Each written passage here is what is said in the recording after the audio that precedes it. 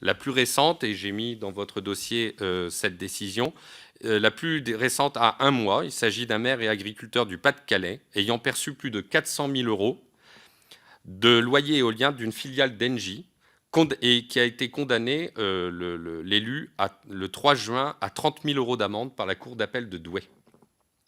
L'une des premières condamnations pour prise illégale d'intérêt est à la Ramière. 6 élus ont été condamnés, dont le maire, et plus tard, une conseillère municipale de Mélague, dans l'Aveyron, qui a été condamnée pour la suppression, la privation de ses droits civiques et civils et familiaux. Son mari touchait 36 000 euros par an de loyer dans le domaine éolien.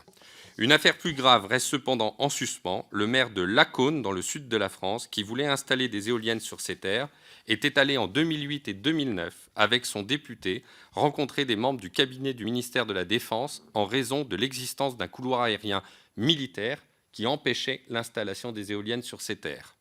Après 2 rendez-vous, il a obtenu gain de cause avec une dérogation autorisant l'installation proche d'un couloir aérien militaire, autorisant l'installation alors que les membres du cabinet étaient informés du fait que les éoliennes étaient sur les terres des maires.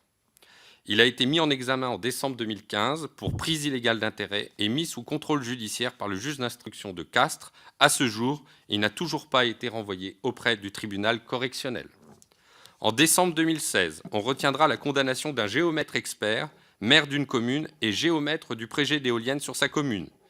Malgré cette condamnation, ce dernier reste encore sur la liste des experts judiciaires de la Cour d'appel d'Angers, en contradiction avec l'article 2 du décret de 2004 qui interdit l'exercice de l'expertise judiciaire aux personnes ayant été condamnées pour des atteintes à la probité. Des poursuites contre un commissaire enquêteur, on est là encore dans le sujet, de Côte d'Or, commissaire enquêteur qui, dans un dossier, avait été prestataire de services d'une filiale de la société qui portait le projet éolien. Si le procureur a classé sans suite la plainte contre ces commissaires enquêteurs, les victimes souhaitent à ce jour se constituer partie civile.